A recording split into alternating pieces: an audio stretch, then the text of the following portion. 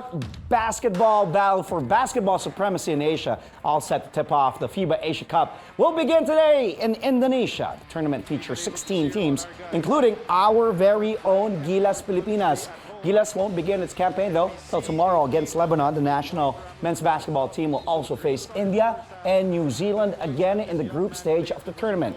Coach Chot Reyes is making his comeback as Gilas head coach. He leads a lineup composed mostly of players who saw action in the third window of the FIBA World Cup Qualifiers, plus Thirdy Ravena, Ray Parks, and Poy Erram. But the team will not have Dwight Ramos, who was ruled out of the tournament because of a medial tibial stress syndrome or shin splints. And now joining us to go all out on this story is Gilas Pilipinas head coach Chot Reyes, and Coach Chot is joining us all the way from Indonesia, where the FIBA Asia Cup will be held. Coach Chot, good morning and welcome back to the show. Maraming pong salamat, Coach. Good morning, Andre. Good morning to all your viewers. Thanks for having me. Thank you, Coach. I hope our connection will be stable as we go along with this show. Thank you for taking time. I know you're there at the breakfast area with the team. Marami pong salamat. Coach, unang tanong ko sa iyo, how ready are you guys? Is Gilas Pilipinas for the FIBA Asia Cup, particularly against Lebanon na una natin makakaharap tomorrow? Well, to be very honest, we are not as ready as we want to be. We're not as prepared as we want to be because, as you know, the schedule's such that Thirdy, Ray Parks, and even Poy Erram joined the team for practice only July 6th. So that's less than a week ago. And then, as you know, we suffered a major blow with the loss of Dwight Ramos. And then Carl Tamayo joined practice maybe 2 or 3 days ago only because he was nursing an ankle sprain as well. So unfortunately, these are the things that we have to contend with, the realities of preparing a team, right? But everybody else, everyone who's healthy here, they're raring to go. And we hope to be able to have a good game against Lebanon tomorrow. Well, Coach, you did mention Dwight, and we saw a report that Renz Abando was cleared to join the team's lineup already by FIBA, replacing Dwight. Can you confirm this to us, Coach? Yeah, Renz will be in the lineup. He was approved just last night in the technical meeting. Good. And nakasama naman si Renz. Renz is there with you in Indonesia, and he will be ready to join the team to play against Lebanon tomorrow. Correct, Coach? Oh yes, yeah. Renz never missed a practice. He's been practicing with the team all along, and that's precisely why the value of having a pool, of having more than just 12 players, because of these eventualities. Last night at practice, we also had a near mishap. RJ Abarrientos twisted his ankle as well. But it appears like he might still be able to play. But, you know, these are the realities of competition, as you very well know, Andrew. Yeah. That's why si Renz has always been in practice, and we prepared him just like a regular member of the team. So Renz is ready to go. Coach, majority of your players, kasama na dun si Renz Abando. They recently, kasama sila sa action nga. They played dun sa recently concluded third window of the FIBA World Cup Qualifiers. So fresh pa itong mga batang to. But among those players, who were you impressed with the most? Or kanino ka, let's say, nagulat sa laro nila na you didn't know that, you know, kaya pala niya yung ganon, yung dun sa mga nakita natin nung recently concluded window, Coach? Well, I think 2 names, I thought a lot of them played really well, especially in Korea. In the tune-ups, the team played really well. And then, obviously, New Zealand was a very tough matchup. If you factor in the travel and the lack of players that we had. But Kevin Kiambao and Gio Chu, I thought made a very good account of themselves. And that's the reason why we're undergoing all of these preparatory tournaments so that we can continuously discover and see the potential of players who we haven't seen before. I also thought Renz had a very good Korea series. Yeah. And even in New Zealand, they had some, nung binalik siya ni Coach Nenad, he played a lot better. And these were players that we didn't know if they could hack it in these kinds of competitions. So, like I said, that's why we're doing these things. Actually, Coach, agree ako dun sa Kevin Kiambao and Gio Chu. Grabe yung mga basketball IQ. Yung Kiambao, yung mga no-look passes niya for a big man. I'm sure LaSalle fans are really excited to have him play in the UAAP and join LaSalle. And then Gio Chu, setting those screens, moving well with his footwork, playing alongside those guards. Talagang yung IQ nung dalawang yon, the ones you mentioned, and syempre si Ren Sabando is Ren Sabando.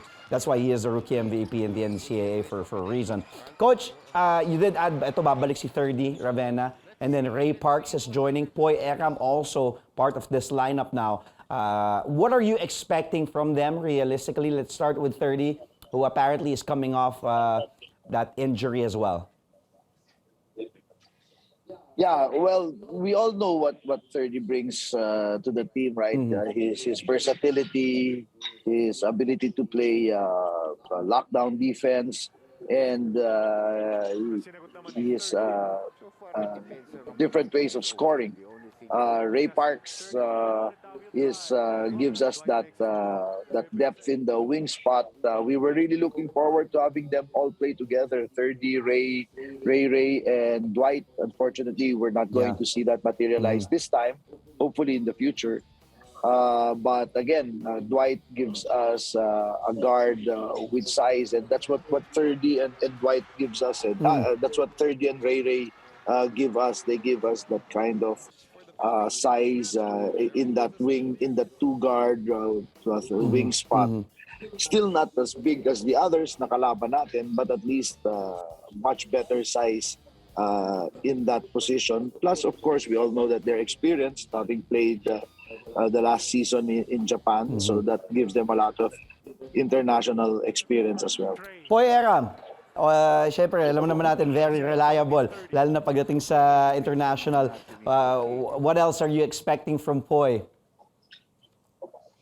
At the very least, Poy is going to give Gio some minutes at the center spot. And more importantly, he's going to allow Kevin to play his more natural forward position. If you notice, when Poy was out, we were using Kevin as a backup center. Now with Poy here, Kevin can slide to his more natural forward spot. And again, I think that's going to be important for us because at least the Gio is going to have katulong na si Gio sa middle, and also Poy's veteran smarts will be a big help. Although, of course, he's coming off a very grueling PBA schedule. He flew in with me early this morning because we had a game Sunday night. That's right. In the PBA. But he's ready, and he's going to give us everything that he's got, whatever he can to contribute to this team. But like I said, it's really the familiarity with his teammates that's going to be our lookout going into these games, just because of the lack of practice time. Well, I think naman si Poy Erram, he's that perfect plug-and-play guy, especially with these young guys na nakalaro niya naman na din yung iba. And, Poy is a great player on and off the court. And yun nga, sabi mo, makakalaro natural positions sina Kevin. They can stretch the floor as well, and Poy can hit those outside shots. Well, Coach, timeout muna tayo. Tuloy tayo, relax muna tayo for a bit. We'll take a quick break. Our all-out discussion with Gilas Pilipinas head coach Chot Reyes will continue after a really quick break. For now, let's take a look at our quiz question of the day. And the question is, who is the last head coach to lead the Philippines to a gold medal in the ABC or FIBA Asia Championship? Well, we've got the answer for you. Later on the show, Sports Desk is taking a timeout. We'll be right back. Stay tuned. Only here, to CNN Philippines. Welcome back to Sports Desk, only here on CNN Philippines. And today, we still have with us Gilas Pilipinas head coach Chot Reyes. Coach Chot joining us all the way from Indonesia, where the FIBA Asia Cup is going to be held. And tomorrow, we will play our first game against Lebanon. Coach, you said you want to manage everyone's expectations, but you will try your best to get to the top 8. Sabi mo, the objective is to take a look at the players that you have on this team and look at their continued development. Tell us more, Coach Chot, about your goals, your realistic goals. I know malayo pa naman ang World Cup. This is part of the stages, part of the steps, di ba? Building blocks din naman tong FIBA Asia for that long-term goal natin. But tell us more about your realistic goals muna for this particular tournament sa FIBA Asia Cup, Coach. Our very first goal is to get beyond the preliminary round, right, to the qualifiers for the quarterfinals. Hopefully, we could get there. Hopefully, we could get to the top 8. That's our objective, and it's not that simple. Remember, here in the Asian competitions, we have Australia and New Zealand. Yeah. And they're exactly, New Zealand is in our group. So that makes it difficult all around. It makes it more difficult all around, right? But having said that, alam mo naman yung mga players natin, di ba? Every time we put on the national jersey, we're always going to go all out. And that's just the approach that we have here in Jakarta. That despite the difficulties and the adversities that we faced, we all know that the mission, the goal really is to prepare ourselves so that we can put the best team together and field the best team for 2023. Well, we're seeing right now the different groups. Yes, we are in Group D with India, Lebanon, and New Zealand. You also said that our first opponent in Lebanon nga tomorrow is playing the best you've seen in recent years, Coach Chot. High-level basketball. Let's talk about that. Tell us more about this current Lebanese team that we will be facing. What makes them better now, Coach? It appears the way they're moving, that they've been together for quite a while. We still know that their play is initiated by their point guard, Arakji. But they have a very good naturalized player, Aldridge, now, who is playing a forward center combi spot. But they have around Aldridge, they have another 3 guys who have size, speed, and outside shooting ability. So they're going to be a pretty tough matchup for us. And then aside from Arakji, their lead point guard, Saud is still there. Their shooter. They still have a couple of, and then they have a couple of other wingmen and 3 players playing the 3 spot who have very good size. And like I said, we've been monitoring their games. We've been watching the film of their past games, and they're really playing at a very high level. How will we approach? What kind of approach will you put up against Lebanon, Coach? Nabanggit mo nga si Arakji, Saud, tapos yung that big guy. So, what kind of attack will we use or approach against this particular Lebanon team? Well, the first thing is obviously to be able to prevent their guards. Hindi ako makasalita dito kasi nandito sila paligid-ligid sa akin dito sa tabi ng breakfast hall. So Tagalogin na lang natin, baka maintindihan. Okay. Yeah, well, but of course we want to prevent their guards from initiating because their entire offense initiates from their guard. They have a couple of very good point guards. And also the big emphasis for us is to be able to handle and attack and score against their pressure defense, because they've got a bevy of guards, 3 or 4 point guards who have size but who can also pressure. And we all know the Lebanese, the Middle Eastern style of play, right? They're very physical, they're tough, they're strong. But on top of that, this Lebanon team pressures the ball hard from the backcourt. They put in 94 feet of pressure. They like to jump. They like to trap. And so that's going to be our first order of business, to be able to handle that. And let's see if we can get some good scoring opportunities against their pressure. Of course. And then on the other side, of course, like I said, we feel that their entire offense starts with their point guard. So we're going to do what we can to prevent them from initiating their said offense. Well, Coach, of course, India, New Zealand, nakaharap lang natin sila. We just saw them in the FIBA World Cup Qualifiers, and we've won 2 straight against India, but also lost 2 straight naman against New Zealand, and the last loss was even a blowout, 46 points. Eye-opener naman for the young players yun. And they've learned a lot from that game for sure. But your boys did say na determined sila not to be embarrassed that way again. Sabi nga, kahit si RJ Barrientos, sabi last na yun, hindi na kami magpapatambak ng ganun ulit against New Zealand. Talk about taking on these 2 opponents again in the same group with India and New Zealand, Coach.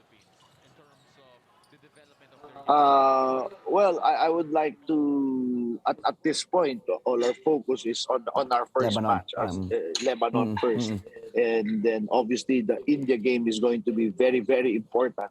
The Lebanon, the New Zealand is New Zealand. I think their level, them and Australia, I think they're way beyond the rest of Asia, right? But the good thing about playing a team like that is it helps you improve. So that's the approach that we're going to take. We want to see how much improvement, if at all, we've had in a span of what? We played them July 1 or July 2. So in a span of 10, 11 days, we can measure and we can gauge how well we have improved against such a high quality team. So that's going to be our approach. We're going to go all out for a victory against Lebanon and India. And then we're going to see how much growth and development we've had in our game against New Zealand. Of course, we're going to go all out to try to win that game as well. But right now, really, our focus is the first 2 matches. Well, Coach, again, let's take another quick timeout. Ito, mabilis lang, Coach. Mga 20-second timeout in your language. Coach Chot Reyes will still be with us after this really quick break. Later, Coach Chot will also answer some of the questions that you sent us online. Stay tuned to Sports Desk, only here on CNN Philippines, where we go all out for the day's top sports stories. We'll be right back. And we're back. Thank you for joining us here on Sports Desk, only on CNN Philippines. And our guest today, of course, Gilas Pilipinas head coach, one and only, Chot Reyes. And now, Coach Chot, we're going to take a look at some of the questions that our viewers or fans sent in online in a segment we call Fans Want to Know. Let's take a look right now at some questions. Okay. Let's go. Are you ready, Coach, for some questions online? Yep. Here we go. This one's coming from Instagram. Ito _Mestrella. Thank you for sending this question for Coach Chot. Coach, how was the preparation for FIBA Asia Cup? What will the fans expect? Gunning for top 5 or top 3? We answered that already. Top 8. Right. Yeah, like we said, our first goal is to get to the top 8 first. We get there and then we'll see what happens next. But our objective is first to get to the top 8. And syempre dun sa tanong naman na what will the fans expect? As always, sabi mo nga kanina, Coach, nagustuhan ko yon. Every time our players wear that Pilipinas jersey, they will give their all. Kaya nga Laban Pilipinas, puso And syempre yung preparations. It could have been longer, pero nandito na tayo and lalaban naman talagang Gilas Pilipinas. Thank you for sending that question though, Mestrello. Ito naman galing kay Cyrano de Bergerac. Cyrano_de Bergerac. Your Twitter account, Coach Chot daw, is on private mode. Are you going on a second hiatus this Asia Cup? Socmed, Palas. It's on private mode because I never took it off private mode after the SEA Games debacle, and I'm sure you know why. I don't know if I will ever activate it because it's becoming toxic. The social media is really becoming toxic these days. Just real talk. Yeah. And I have a lot better things to do, and I really have to be focused and just take away all the distractions. Tama, yeah. Tama naman yun. Social media is becoming toxic, hindi, lalo na dun sa mga, syempre, walang magandang nasasabi. Thank you for sending that question, Cyrano de Bergerac. Ito naman si Tim Limwanko. Thanks, Tim. What can you say, Coach daw, to the Filipino fans who don't believe that you are the right coach for the team? Hi, Tim. Pinahirapan mo ako sa tanong na yan. I don't know if I am the right coach for the team, but I am the coach of the team. I guess the only thing I can say to the Filipino fans is that we are putting this program and this team together so that we can put the best team, field the best team for the 2023 World Cup. So we would ask everyone to reserve their judgment and their comments and judge us based on our performance in August 2023. Everything that we're doing from now till then are all preparatory. We're doing a lot of trials, experiments, looking at different combinations and even different systems. Yun lang ang hiling ko sa ating mga kababayan. Everyone here is trying his best, the players, the coaching staff, everyone. And so hopefully to the Filipino fans, all we ask is for your prayers and your support. Maraming salamat, Coach. And thank you also, Tim. Pinahirapan mo si Coach, pero nasagot naman ni Coach Chot Reyes. And lastly, ito, Coach, di na kita pahirapan. Ito, galing naman to kay @Binoyski. Any alternative to the dribble drive? We are not running the dribble drive. And I'm glad he asked it. Even in the SEA Games, we did not run the dribble drive. So to those who understand basketball, if you would know, in the SEA Games, we actually played a post-up game because we were taking advantage of our strength, which was Junmar Fajardo. So in the SEA Games, we played a low post game. Number one, because of our strength. Number two, because we did not have the team or the talent to run the dribble drive offense. So to all those who are asking, no, we are not running the dribble drive right now. Like I said, we are looking at different systems, looking at different approaches, offense and defense. And the one thing we are not doing right now is the dribble drive. So yung lahat ng mga tumitira sa dribble drive offense, sorry, pero mali po kayo, hindi po namin yung ginagawa.